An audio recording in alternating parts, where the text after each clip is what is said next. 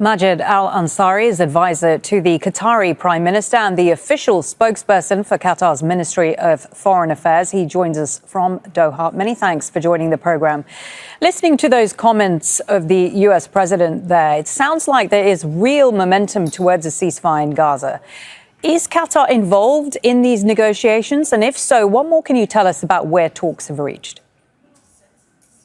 Well, Marine, after the incident of last week and the ceasefire that was brokered by Qatar between Iran and Israel, that momentum working with the Trump administration is something we wish to build upon to reach a deal between Hamas and Israel. You know, we've been working on this for about 2 years now.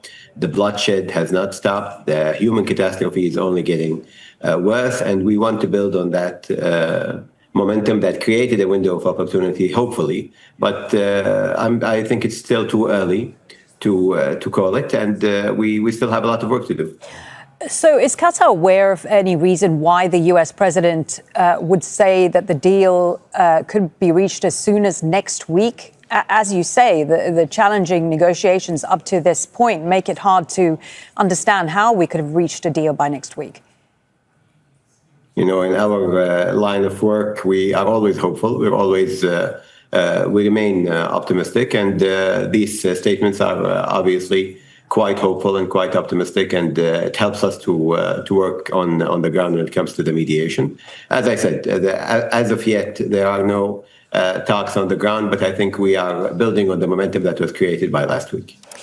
I want to turn to the ceasefire between Iran and Israel, which is now in its fourth day. What exactly was Qatar's involvement in reaching that ceasefire, and how confident are you that it is going to last? You know, Malene, last week was there was a very difficult day for Qatar. It's the first time in our history to receive such an attack from an external power. We have seen 19 missiles target a Qatari base, which is a Ludaid base housing U.S. forces in Qatar. And we are very thankful and very proud of our military, where multiple Qatari Patriot units across 2 different sites were able to down all but one of these missiles, which resulted in no injuries and no property damage almost at all. We've seen how, you know, our crews, around 300 of our service members working on the Patriot systems in the operations room, the air defense, Qatari air defense operations room, which led the command and control part of the operation. More than 300 of them working on this together, and that resulted, of course, in, as I said, in the successful deterrence of this attack. And they had literally around 3.5 minutes before they, you know, when the missiles were in transit. And therefore, we're very proud of this. And that moment is the moment when we got the call from President Trump that a deal might be imminent and that a ceasefire might be possible with Israel. And it was requested of Qatar by President Trump in his call to His Highness to start the process on finalizing between both sides how we can reach an agreement. And this is when our Prime Minister immediately, right after the attack, you know, the minute the attack ended, the Prime Minister went on calls with the VP of the United States, Vance, and we had calls with the Iranian side as well, including the call between His Highness and the Iranian president right the next day. And we were able throughout that night, that very difficult night for us here in Qatar, to bring about the ceasefire that is in place right now. And as I said, now the momentum created by this ceasefire is something we want to build up on to reach a more sustainable peace in the region. And Mr. Ansari, just to be clear, the US president later thanked Iran on social media, on Truth Social, for giving the US early notice of that attack. Was Qatar also notified by Iran? I mean, let me tell you very clearly, this was a surprise attack for us. Of course, our intelligence and our military services were monitoring the situation in the region very closely, especially after the reckless behavior of Israel in attacking Iran and throwing the whole region into possible instability.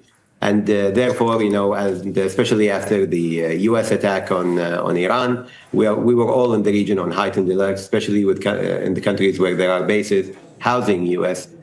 Forces. And throughout the day, from the morning, we started seeing a heightened sense of alert and threat coming in from Iran. We had, of course, our diplomatic line operating at the time and talking to the Iranians. But this attack was not something that we take lightly.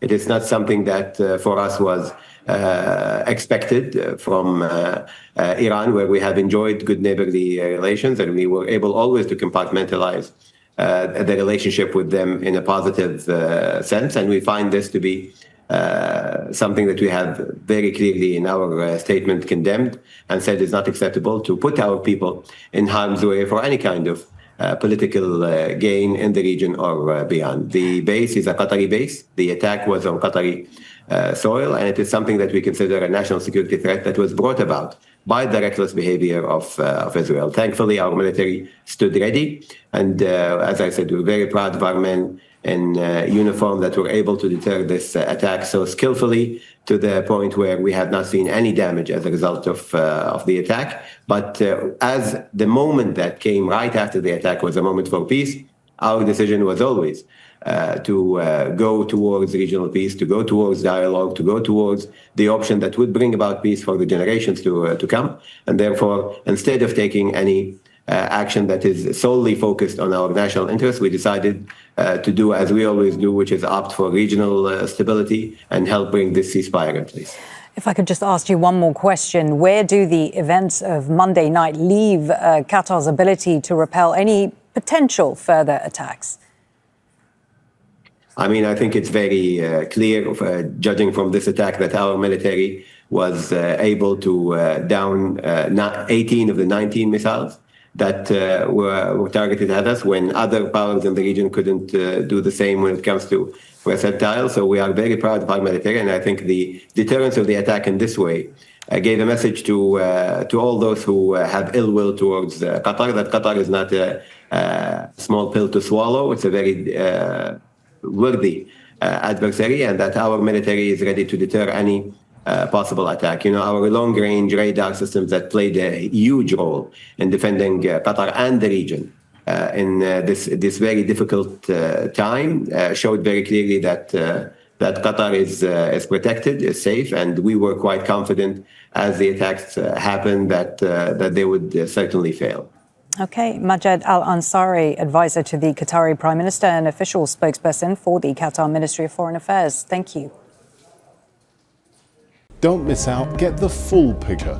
Subscribe to Al Jazeera for reliable news and expert insights. Like, share, stay ahead.